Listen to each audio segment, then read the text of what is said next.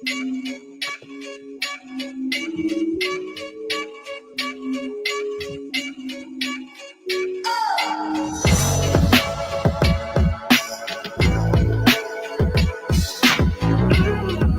now, say I want Josh Taylor and get the Josh Taylor fight because he's Adrian. That's it. So anybody on that pipeline right now, that's a big deal. I talked his ass with the same day that James Tony came in to sign the contract. Wow. So I'm talking to both of them on the phones like this. Look, I got Zab on one phone, I got James on one phone.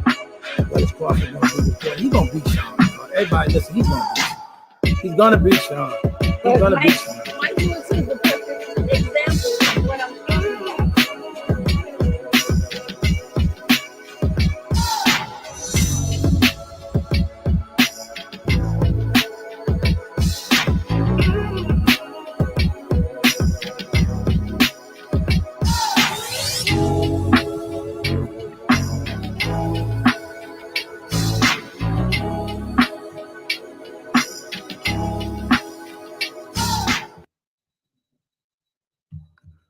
What it do, what it do, what it do. What it do is fight week. Let's talk sports edition. Before we get to fight week and what's going on this weekend in Brooklyn and all that, we gotta recap what took place in Saudi. We gotta go back through what happened in Saudi Arabia when we saw a lot went on. You know what I mean? We had like 2 replacement fighters come in for replacement fights. We had, everything was layered. You know what I mean? We had a lot of talk about, people feel a way about Turkey being too involved in the Carlos Adame's fight. It was a lie. Let's start with the main event. I thought, as we all know, I predicted Bivol will pull it out. I predicted Bivol to win the first one. I thought he actually did, but okay, we was cool with that. But I definitely picked Bivol to win the fight. I thought, man, it's something about when I see fighters fight a fight when you can see the chess match going on. You can see the actual physical. See, a lot of people want blood and guts, knockouts, and nonstop action. But sometimes you got to appreciate the science. Like you got to appreciate, Better Beeve is clearly a devastating puncher.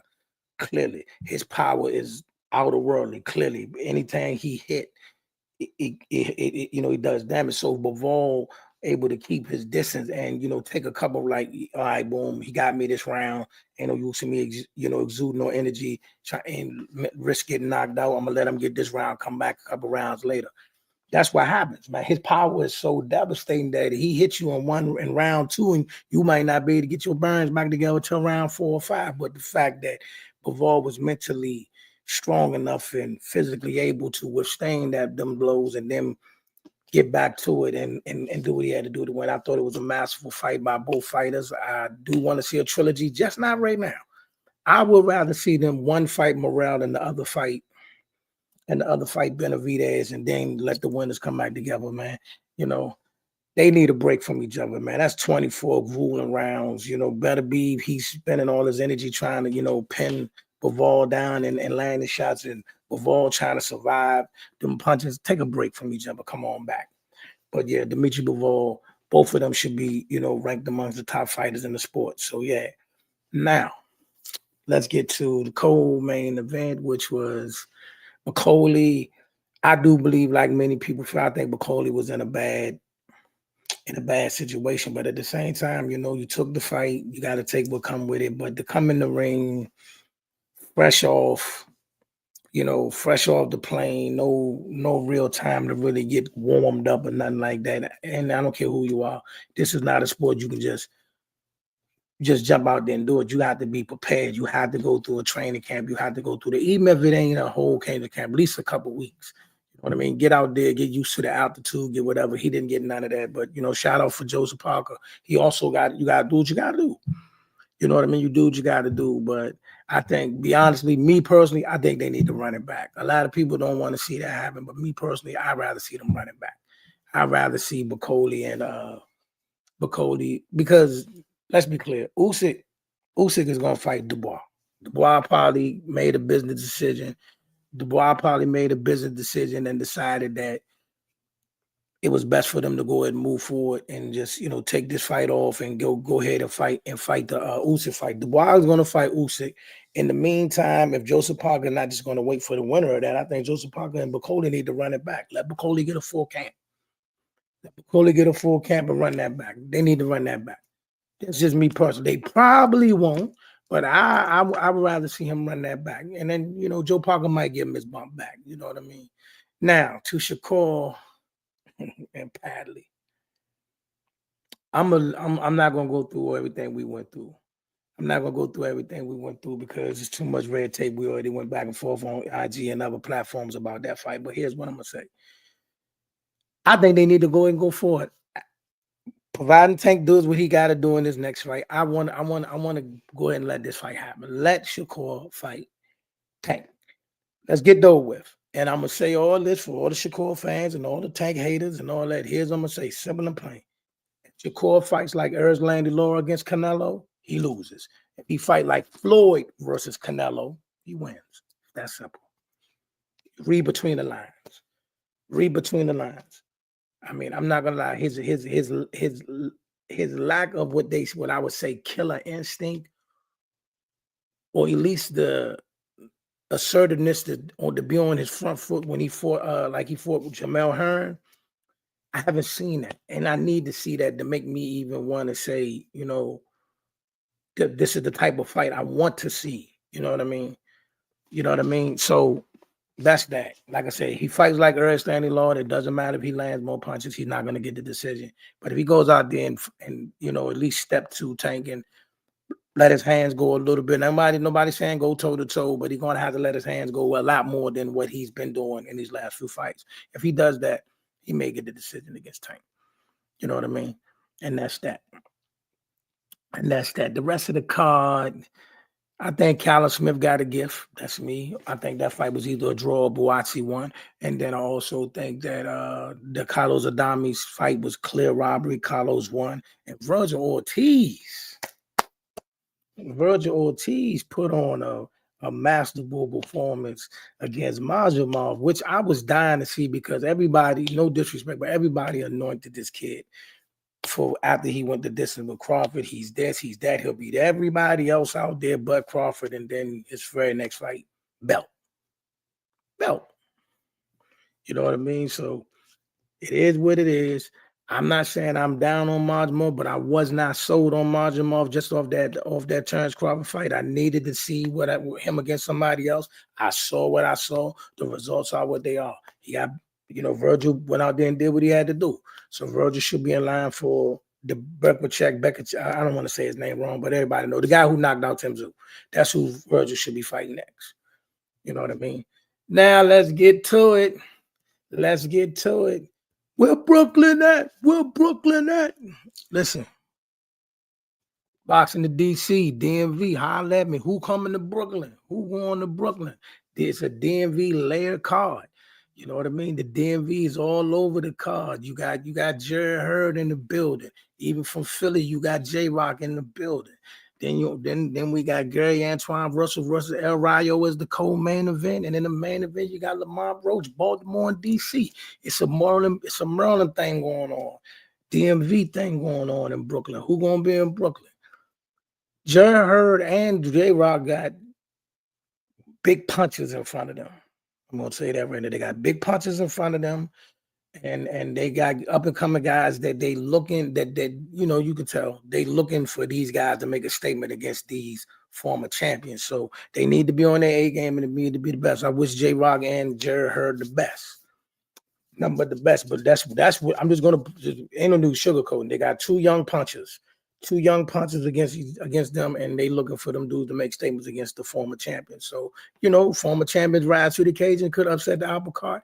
But that's the landscape of that fight, the Jerry Hurd fight and the J-Rock fight. Also, you got Sandor Martin versus Albert Pujols, which I think is going to be a really crappy fight. It's going to be a boxing match, and that's kind of going to be something to get everybody settled in their seats, and everybody should be comfortable because the next fight after that, Gary Antoine Russell versus El Rayo, is nothing but a masterful fight, which I predict Gary Antoine Russell should win the fight either via unanimous decision or late stoppage. You know what I mean? Or I mean, you never know. When you got a punches, you got a puncher. It could go any round, but I just think that it could. I think it's either going to be a unanimous decision or a late round stoppage. Then of course we got the main event: DMV versus Baltimore, DC versus Baltimore, Lamont Roach versus Devontae Tank Davis. I'm not going to make a pick on that fight. Not going to make a pick on that fight for various reasons. But I will say this: boxing in DC, y'all hit me up yesterday, and like I said, I will give y'all more information as it comes to me. But as I know of right now, because I've been involved heavy with the camp over these last few months, as I know of, it is not a divorce between Calvin and Tank. As far as I know, it's just a temporary separation. It's not a permanent thing. It's not a divorce. They haven't gone their separate ways or nothing like that. They still family, they still love. And I would not be surprised to see Calvin in Brooklyn. You know what I'm saying? But I'll let y'all know by Thursday what the skinny is. I'll let you know what the deal is by Thursday. You know, the official tissue. But like I said, from what I've been seeing and what I've been around, because like I said, I've been around them recently, and it, with no tension, but no people, everything was everything. It's just like, he made a move to just temporarily step away for a minute, but they still family. They can come back whenever they're ready. So that's what the word is. That's what the word is. But make no mistake, Boogie and Barry trained Tank before. They familiar with each other. Nothing to worry about. Nothing to worry about. Business will be business. Business will be business. We'll see how it pan out. But like I said, I think the fight with Roach and Tank, it'll be good while it lasts. Be good while it lasts. I do not think it's going the distance, but I think it'll be good while it lasts. You know what I mean? I think it's gonna be a nice little fight. And we'll see. Make no mistake about it. Make no mistake about it. Lamont has great boxing pedigree. He does have power.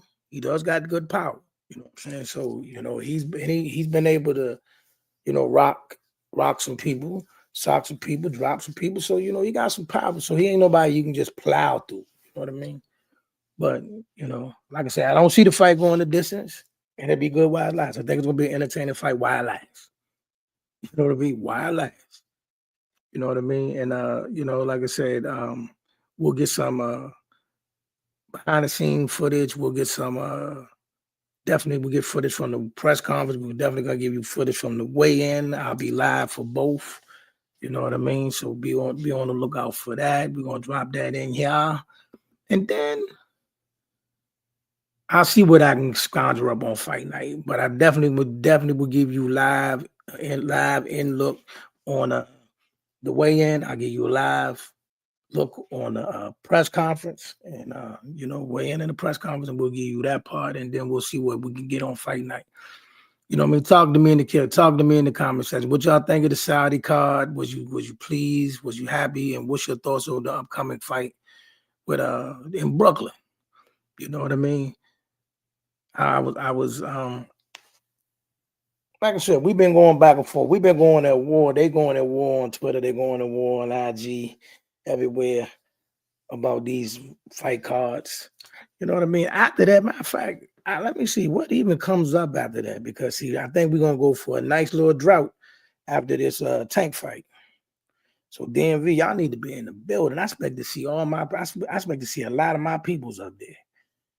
Abdullah Mason, man, stop. Abdullah Mason calling out Tank, stop. I like Abdullah Mason. Think the kid young. Nice young prospect, but I think, like I said, continue to go on his path as the prospect that he is. You know what I mean? I had the pleasure of talking to him and his brothers on a Clubhouse some months back, and like I said, I think he's a good young star. But I ain't gonna lie, not his last fight, the fight before that, gave me a little bit like, hey, we got some stuff to work on.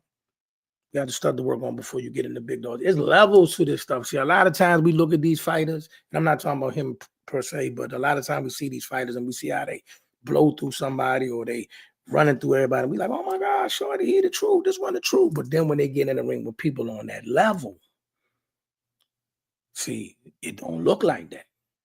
And then as soon as somebody have a fight that's ordinary, everybody like, oh, they overrated. It ain't that they overrated. It's levels. It's levels to this game. When you up your competition, you have to up your fight plan. You know what I mean? Like if you go back and you look at that Bivol Better Be fight, that is high level chess playing on both sides. That's high level chess match. You know what I mean? And for those that think that Benavidez would just jump up and beat either one of them, that's a heck of a fight. Either one of them. If he fight Better Be or Bivol, that's a heck of a fight. What did I think of Shakur and Padley? Before I say what I think, what did you think? What did they say in Clubhouse about Shakur and Padley? You tell me. I mean, before I voice that, you tell me what you thought of Padley and Shakur. I mean, I'm gonna say this. I did see that he hurt his hand in the third round. I saw that. He clearly did like this about sometime in the third round. So he clearly hurt his hand in the first round, in the third round. So I can understand. Of course, the whole room complained about his performance and him not throwing punches. Well, after the third round, I give him somewhat of a pass. I give him somewhat of the pass because, like I said, he clearly hurt his hand in the third round, which in a nutshell, that too is also another red flag, and we'll get to that in a minute. However, my only issue was in the first two rounds. No, I'm never expecting him to abandon who he is and just come out there and throw crazy wild punches and, throw caution to the wind. But I did expect him to be a little bit more aggressive in the first two rounds, especially since Padley came straight across the ring and was right in front of him. See what I'm saying? He was right in front of him. He wasn't giving him no movement. He was there to be hit. So I'm like, oh, man, let loose. Get this over with. You know what I mean? I really did adapt the fact that he was on his back foot. And I understand. I feel like Shakur is constantly expected to knock everybody out as opposed to staying true to style as a fighter. I'm not asking him to do that. I'm not asking for you an instant knockout. I'm not asking for you to be a big puncher. I'm not asking for you to do none of that. I'm not asking you to go toe to toe. But you gotta understand what people saying, right? People such as yourself and many of y'all, everybody's clamoring for the Tank fight. We're clamoring for the Tank fight, right? And what people are doing is, when, believe it or not, this is the reality. I'm just saying, let's talk reality for a minute. This is just the way the boxing is nowadays. Most people are clamoring for somebody to beat Tank. Most people think that Shakur is the guy to do it. But also they want to see, when you fight this fight, you're auditioning for your next fight. People want to see, all right, if you see somebody that's reluctant to throw punches against this guy and that guy, you want us to believe he's going to let his hands go against Tank? Why would I believe that? Why would you believe that? If he's not letting his hands go against Padley, if he's not letting his hands go against D'Alessandro, he's not letting his hands go against this guy, why would you think he's going to get in front of Tank and let him fly? Why would you think that? These are not my thoughts. I'm just telling you what people saying online and on Twitter. You know what I mean? Don't shoot the messenger. I'm just asking you, why would we think that? So like I said, here's the analogy I gave yesterday when everybody was going crazy on IG. This is my exact analogy. If he gets in the ring with Tank, if he fights like Ari Law, hold on, I think certain fighters bring out a different level. I agree. I said that yesterday too. I said we never know. He might get up. He might get in the ring with Tank and rise to the occasion. I'm not saying he won't, but I'm gonna say this here: if he gets in the ring with Tank and if he fights like Landy Law against Canelo, he's gonna lose. If he fight like Floyd versus against Canelo, he's gonna win. It's that simple. It's as simple as it gets. Which Shakur? We know which Tank gonna show up. We know which Tank gonna show up. Which Shakur is gonna show up. That's what we don't know. And now leave it there. I often think about Bud when he fought Spence. He said himself, I never wanted a fight so bad. I think Shakur is going to be on a mission and we're in for clarity. He's going to have to do. Like I said, if he's Landy Law, he's going to lose. If he Floyd, he's going to win. That's simple. We know which Tank we're going to get. You ain't got to look for that. You know which Tank you're going to get. You know what I'm saying? You know what I'm saying? If nothing else, you can say what you want about him. He's consistent. He's consistent. His performance is consistent. At this point, all the talking and going back and forth, let's make it happen. Hey, man. We'll see. I agree. I just want to get it over with too. Now, you don't have to worry about which side of the street. The money is there for both of them. I ain't gonna say that. What do you mean money side? I mean, look. Look. At this point, there is no such thing as a fight that can't be made. Because really, if you want to fight, all you gotta do is go to your promoter, and if your promoter got something against you, tell them to let you talk to Turkey and the fight to get made. There's no such thing as a fight that can't get made right now. So we'll see. We'll see. Let's take care of Brooklyn. Let's take care of Brooklyn. See what happened in Brooklyn, and then go from there. Let's see what happened in Brooklyn. You know what I'm saying? I think Lamar going to make a good showing of himself. Tank might not stop him because they cool outside the ring. I don't know. They might make a business decision. I don't know. What did you think about the rest of the card? What did you think about Bivol versus Better Beef, Virgil versus Majimov, any of these things, anything that stood out to you? You know what I mean?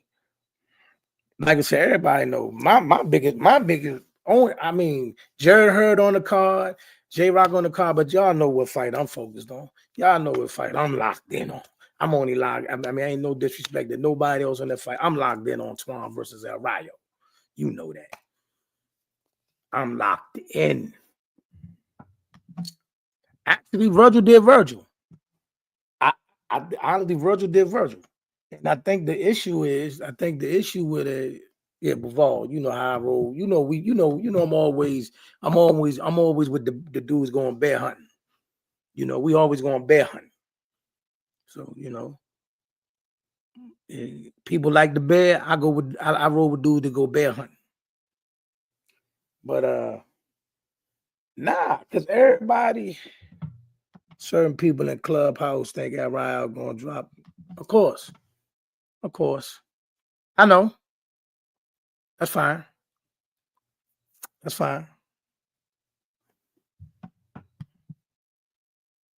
Yeah, that's fine.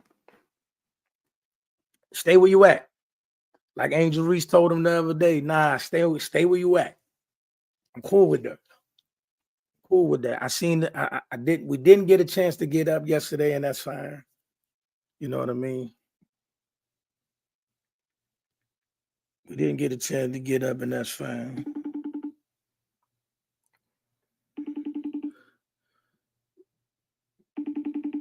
Chill.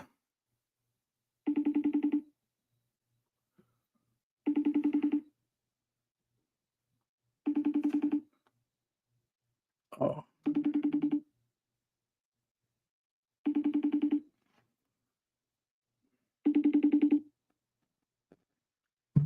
You know how I go. But yeah, man, whatever happened, man. We here. Listen, if you from the DMV, Maryland area, you cannot be more thrilled than to be able to, we're going to Brooklyn on a pay-per-view card, and we're going to see all our peoples in the building for a big night of boxing. Who's mad at that? I know I'm not. The only thing I'm mad at that is not here in the DMV. We got to go to Brooklyn. That's the only part. That's the only. That thing should have been here, and it should have been at the Capital One Arena. I don't know why we going to the Barclays. That'd have been perfect. I wouldn't even have to take off work or nothing. You know what I mean? That'd have been perfect. Hola, Olito. That'd have been perfect, yo.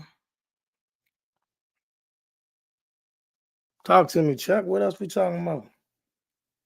That John definitely should have been. Also, I'm glad. At least they took it from Houston. No disrespect to Houston, but that was just grand larceny. Nah, I'm not in Brooklyn yet. I'll be in Brooklyn Thursday.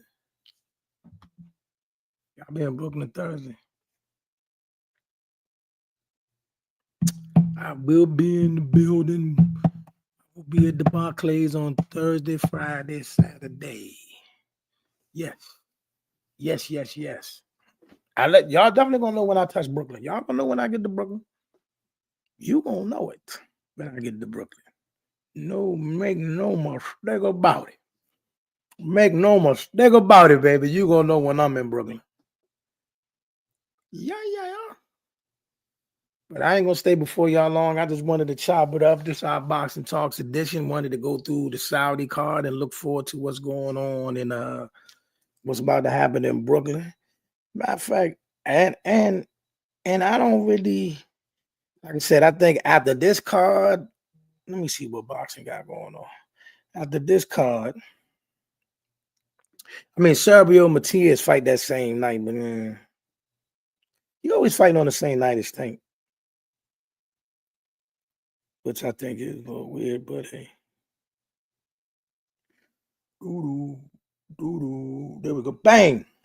Let me see what we got. And like also I said, minute.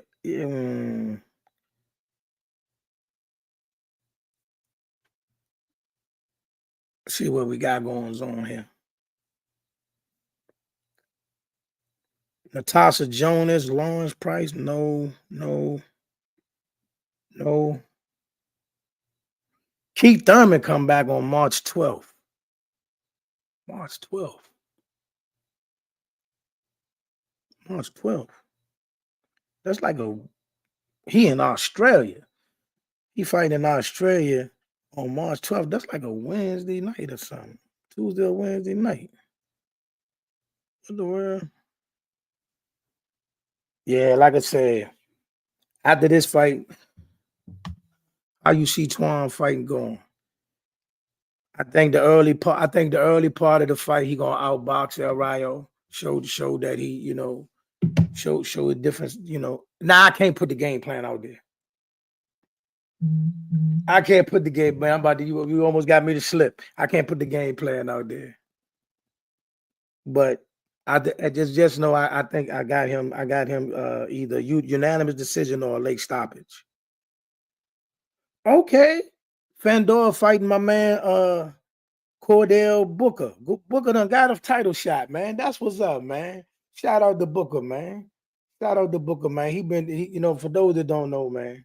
For those that don't know, Cordell Booker, young guy, 154. He been really working hard, man. A lot of fighters out there, they not getting their opportunities but I'm glad Book got a chance, man, against Fondor. That's gonna be, he got it. Hey, man, that's it right there, man.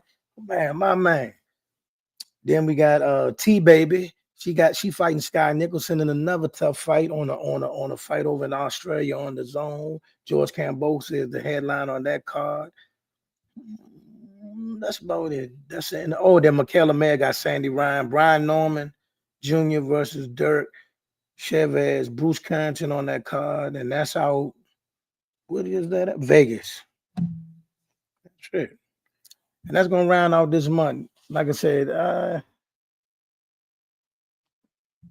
Stanley Onis and Jerron Ennis on April 12th in New Jersey. Okay, we might be able to do something.